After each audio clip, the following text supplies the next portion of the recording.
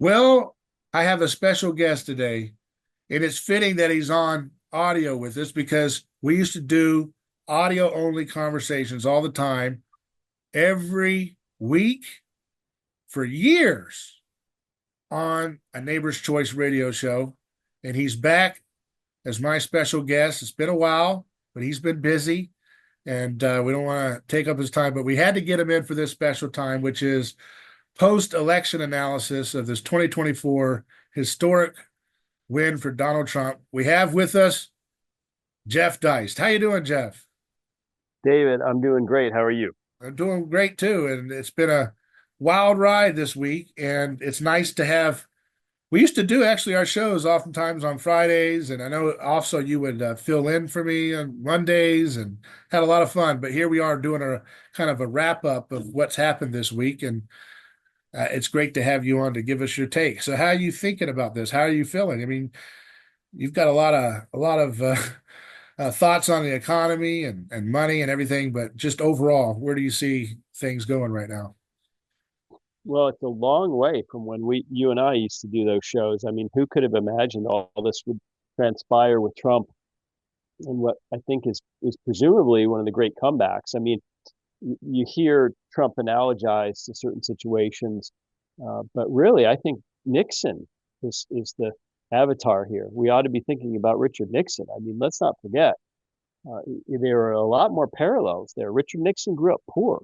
He was a Quaker in the middle of nowhere back then in Whittier, California. And then um, he eventually went to Duke Law School, which is not where all the swells back in the 1930s when he went.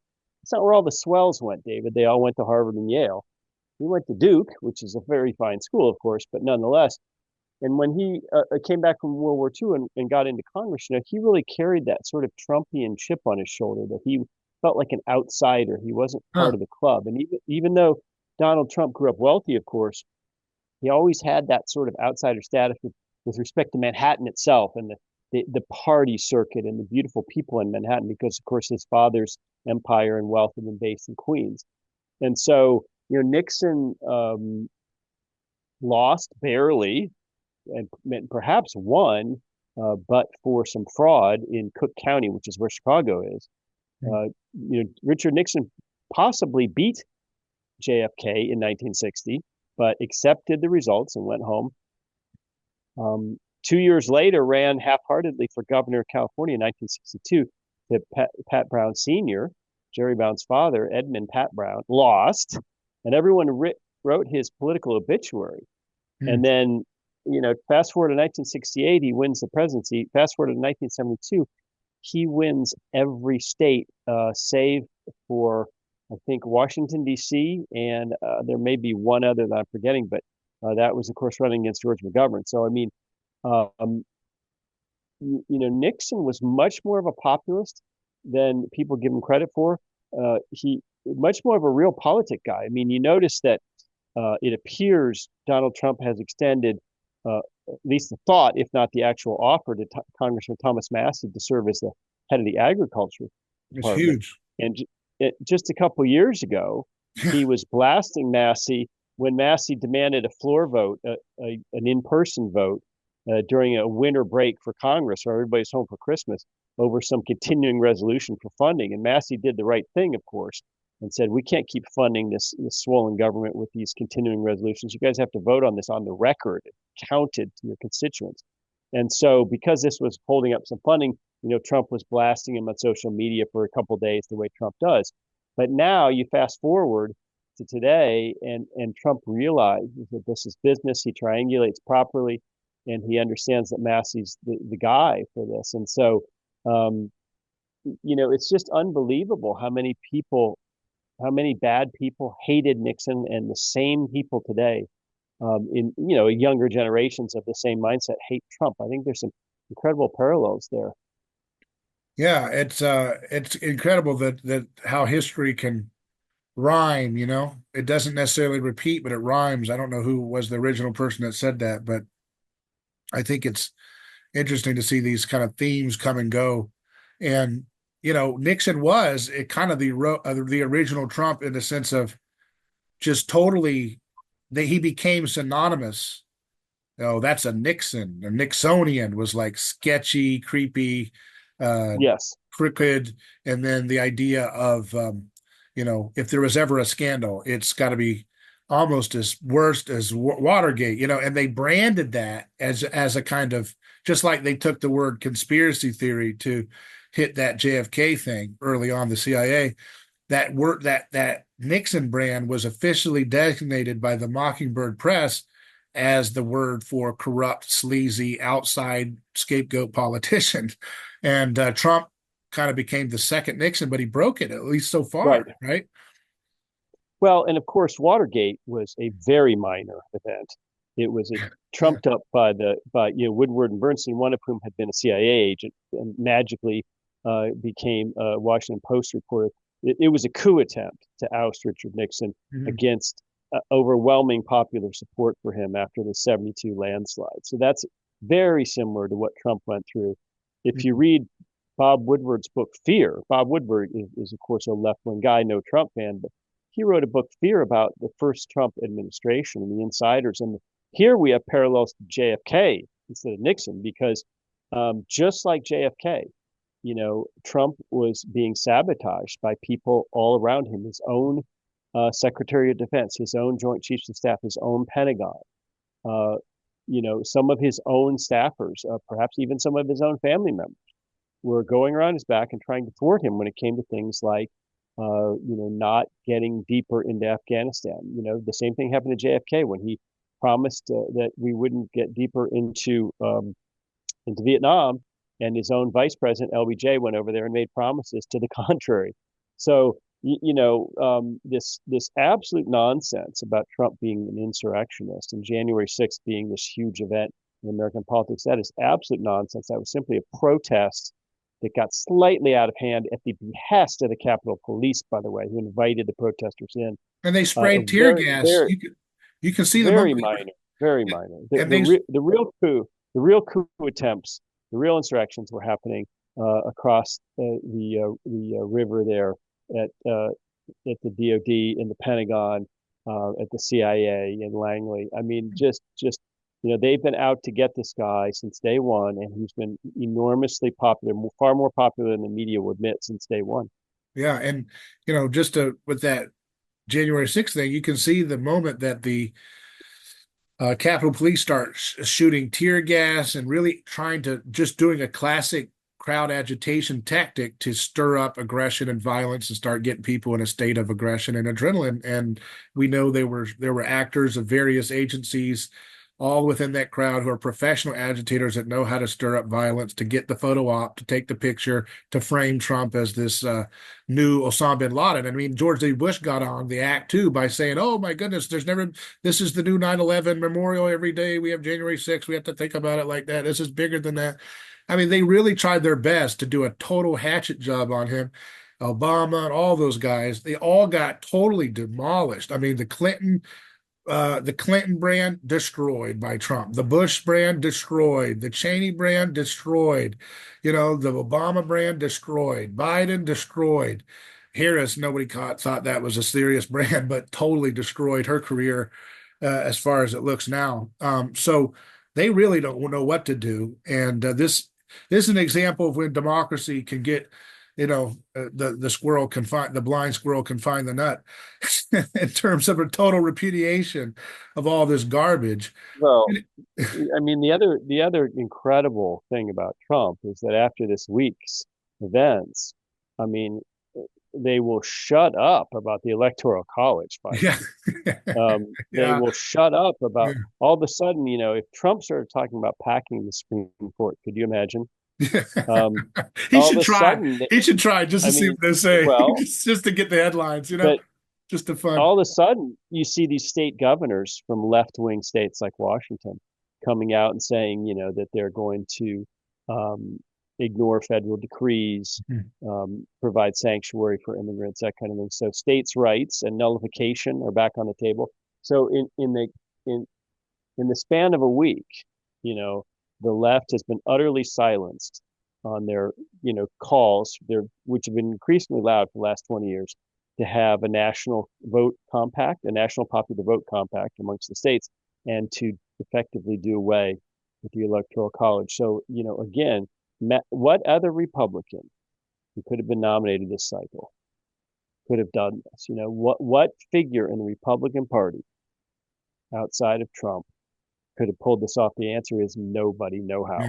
Yeah, this is a timing when the band meets the time and the era to makes it all come together. And it also has that Girardian, Rene Girard, who I've talked about on my show.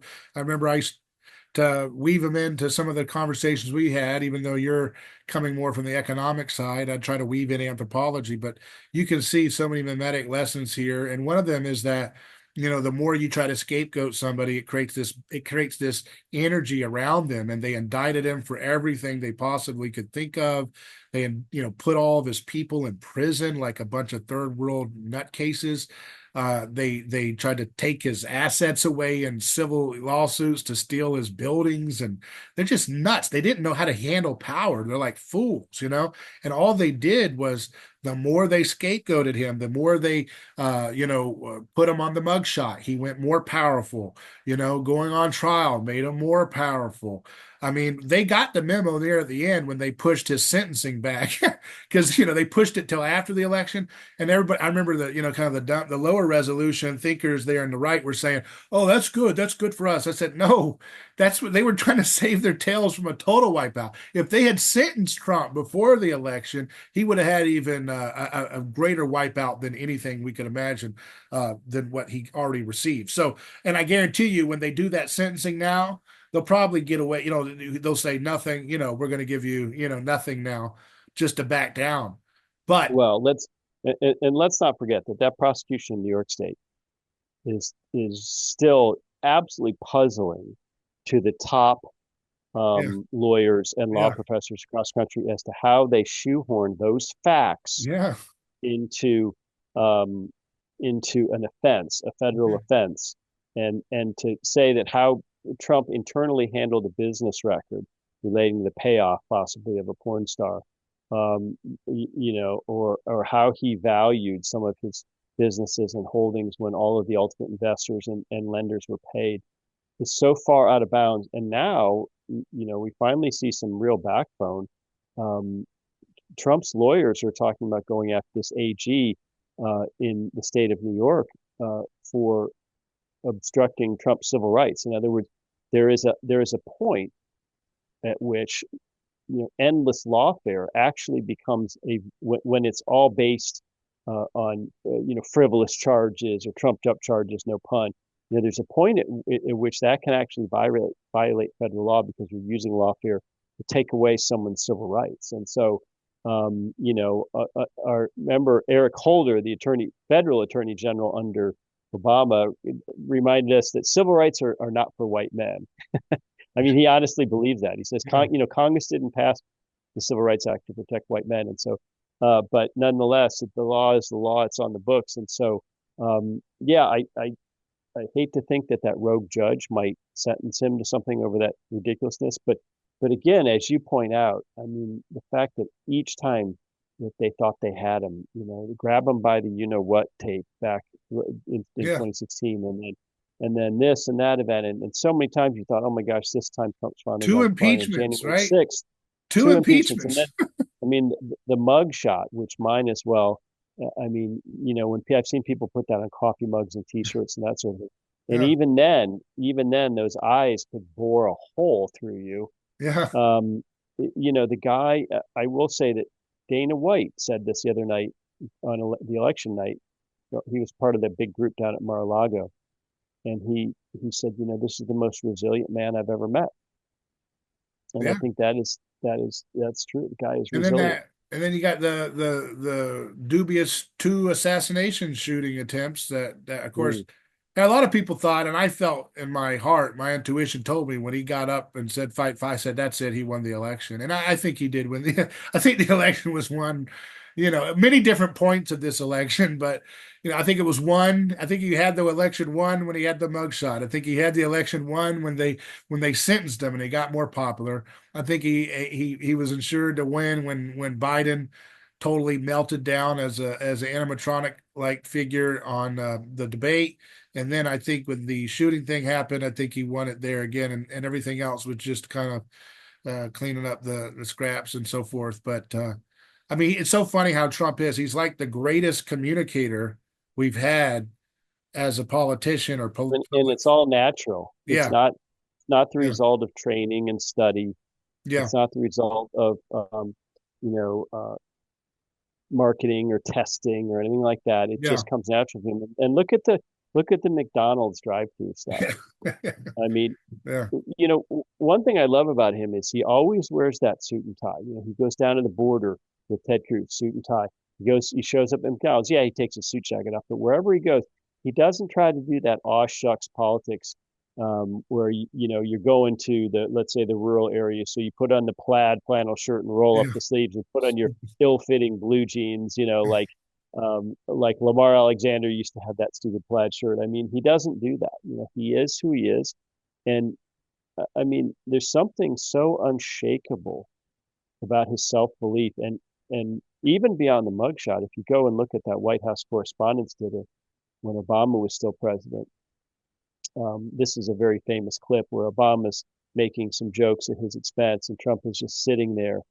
And most people at a roast would, of course, join in and sort of laugh at themselves and do the usual um, uh, sort of join in on the mockery. But he just had that steely glare, and little did we know that not that much longer he would come down that escalator at Trump Tower in 2015 and set off what has now been, David, almost 10 years of an earthquake in American politics.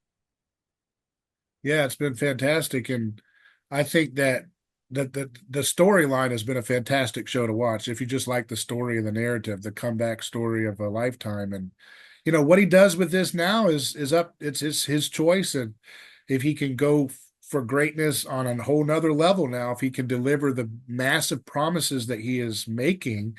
He's got some strange, people as always floated in the news, and you don't know what's the truth. I mean, the idea of Massey and Joel Salatin. I mean, I know Salatin very well, and I've met Massey. He's a nice guy, the kind of the disciple of Ron Paul in the House, and he's become his own thing now and become his own superstar.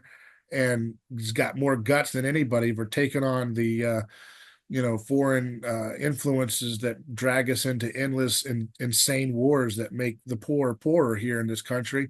So God bless Thomas Massey, but if he has the opportunity to really apply those principles that I got to say, folks like even you, Jeff, have been instrumental behind the scenes and pushing, that would be a windfall for this country and a massive breakthrough for having good food again, having soil that's Mm. like healthy. You can bite a tomato and actually get nutrients in it. If Massey and Saladin are able to cut through all these fake Mick farmers and corporate giant, soybean and Monsanto and everybody else, and really do a Well, number. And it sounds like Kennedy's dead serious about it. He's got leverage to make sure Trump behaves himself and lets him do it, right? Because, he doesn't want to have a nasty public falling out with Kennedy because Kennedy's got a lot of goodwill with his base, unlike, some of the other guys that would have public disputes with Trump in the last time he was in. well, and that's just it. I think Kennedy, Trump. Everyone talks about his ego, but maybe his ego is so large that he doesn't view RFK Jr. as any kind of threat to him, on a sort of personal magnetism basis. I mean, Yeah. RFK Jr. is a huge personality. If you've ever been in a room with him, I mean, um, and the health thing, I think it was Dave Smith, our friend, who said the other day on Rogan's show that, here we've got uh, America as the number one nation on earth for all of our wealth in terms of chronic disease, and that's never been a big political issue. He says, "Get out of Mhm. here! What's going on with that?" Yeah. Well, what's going on with that is that FDA and pharma, USDA, um, were captured. That's what's going on with that, and that's why this RFK thing has been huge. If you might recall, a month or two ago, there was a huge protest in Battle Creek, Michigan, in front of the headquarters of Kellogg's. And Kellogg's is one of the biggest purveyors of, cheap, empty carbohydrates, cereals, and that sort of thing. And on top of these, obviously I'm biased. Some of your listeners might not agree. I'm biased in terms of a more carnivore, meat-centric diet, um, but a lot of these grains that Kellogg's and other big, General Mills, these other companies make are filled with these dyes, which are generally for aesthetic type purposes, and that it turns out to be really harmful and cause a lot of allergies in some people. And so, um, getting back to a focus on health is really, in a sense, David, it's very right wing coded, isn't it? Yeah. Because it's self it's self responsibility. It's about being strong instead of weak and dependent. It's about being an individual instead of just another bovine participant in the carb food dye trough. Yeah. It's all about and to the left, whenever you talk about physical health and vigor, they think that you're sort of talking about some sort of Greek or Nazi imagery of, and they don't like the idea of strong, independent people. They want us all sort of in this collective herd Mm. that needs the government for food stamps or whatever we need. And and so it's just such a beautiful thing.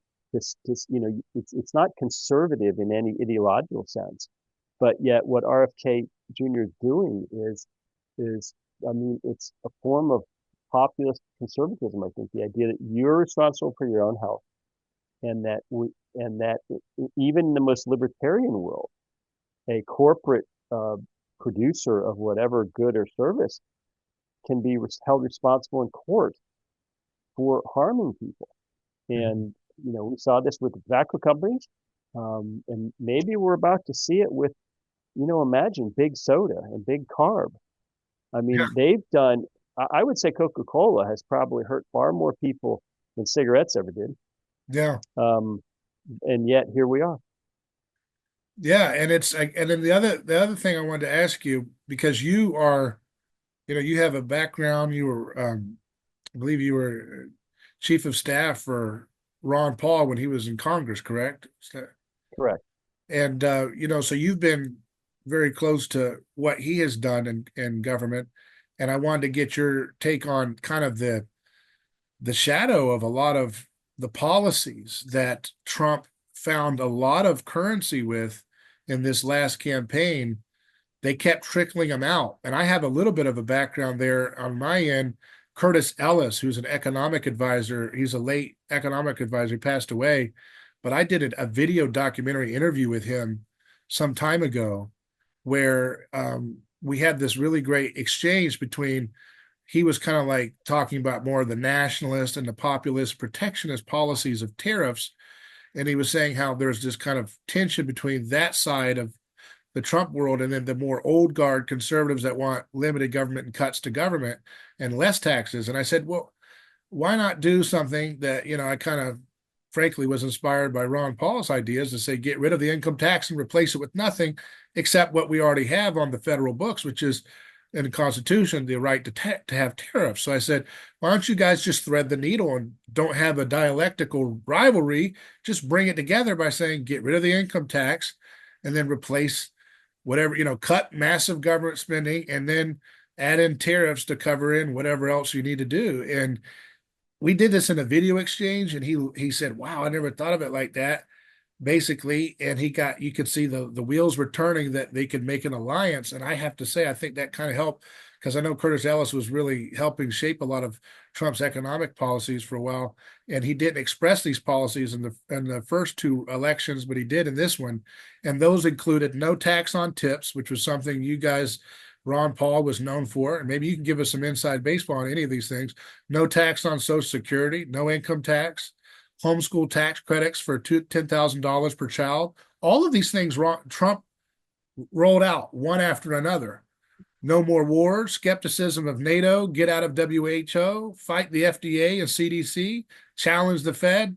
The most popular parts of Trump's campaign came from Ron Paul's campaigns and bills that he was uniquely kind of known for introducing. So, how do you feel about that part of this story? And of course, what's come about in recent days alongside this with Ron and Elon Well, thing. sure, I'm absolutely thrilled. It's great to see Ron getting some praise and some credit while he's still with us. I mean, you can see so many times in human history where, Goldwater was trounced, but a lot of people say that Reagan 1980 would not have happened without Goldwater. Yeah, Um, you know, Perhaps Trump would not have happened without Pat Buchanan. Perhaps Pat Buchanan would not have happened without Ross Perot. And so I'd like to think what might not have happened without Ron Paul. And so Ron is a quiet guy. He's not a guy who likes to trumpet his own cause. But nonetheless, I mean, so many of these things he's been quietly saying for decades, way back to the 70s, David, is when he first started getting involved in hard money and running for Congress. And he was in Congress in the 1970s, the second half of the 70s. So Ron's been saying this stuff for 50 years. Get out of the UN, stop all these interventionist wars and only have wars that are declared by Congress that are defensive and defensible under just war Thomistic doctrine. mhm, Um, you know, we're going to get into big trouble with all these entitlements. We're going to get into big trouble with all this spending on welfareism. We're going to get in trouble with all of this Fed and Treasury Department money and debt creation to fund all these things above and beyond what tax receipts are. And that goes back to the idea of tariffs, which, as you point out, are at least constitutional and yeah, are at least transparent. I mean, they have their own distortions on the economy, but compared to an income tax, tariffs would be nirvana. yeah. I mean, and let's not forget that the United States was financed just fine for the first 140 years of its existence before the income tax was introduced. So, I think Ron is starting to get his due, and I think that's a beautiful thing. Yes, it was, and and so much so that he's got this kind of growing friendship with Elon Musk that's been developing over the last few days, which I think has been quite fun to watch it happen. And I mean, each meme that Elon posts, I mean, that one with the office space with Ron Paul's face on one of the consultants and Elon's on the other, saying, "So what is it that you say you would do? What do you do here?" Like what that idea. It's not about the personality. Ron always says, it's not about the people and personalities, it's about the ideas. But that idea of that meme is powerful. And there's a reason why it got 50 million views. And he posted like six other things. He posted, smaller accounts of people saying, I was really on the fence, but now I'm all in on voting for Trump. If this thought of Ron having an influence in the room with Elon, with the kind of stroke that he's got to get things done, and Ron's vision and legacy kind of providing that wisdom for him, that's like epic. It's epic. And that's why people lit up the internet about it. And I was happy to play a role in getting it going, and kind of a David versus Goliath thing, because we just do a modest work here with what we do, but I'm excited at what could happen with that. Absolutely, and it's time. I mean, it's time for obviously the neoliberal, neoconservative consensus since the late '80s, the fall of the Berlin Wall, the fall of the Soviet Union. It isn't working, and um, we can't have all this entitlement spending. We can't have all this defense so-called spending in the U.S. propping up all those European welfare states. Saber rattling China and Russia and Iran, and people have voted for for something radically different. And let's hope Trump delivers. I mean, as you mentioned earlier, we have to worry about the people around him.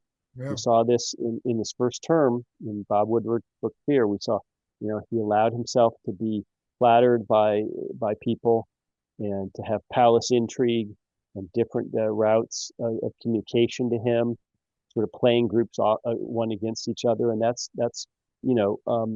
his real Achilles heel. Is I think that he likes flattery, and what's needed right now is just a cold analysis to take the sort of the passion behind this populist wave and turn it into something more than just words and promises. That's the challenge, and let's hope that he learned from his uh, first go, and let's also hope that since he doesn't have to worry about reelection, he can really sort of um, take the brakes off and get after it. Well, and one thing that gives me a lot of hope about the people around Trump, because there are a lot of names that are concerning, but here's what gives me a little hope is that Elon Musk was the only guy in the photo when they had a photo of the whole family at Mar-a-Lago, right, or whatever, right after Trump did his victory speech, they had a big photo of the whole family that was there with him. The only person who wasn't family in the photo was Elon Musk and his son. And then you see Elon Musk doing the call with Trump in Ukraine today.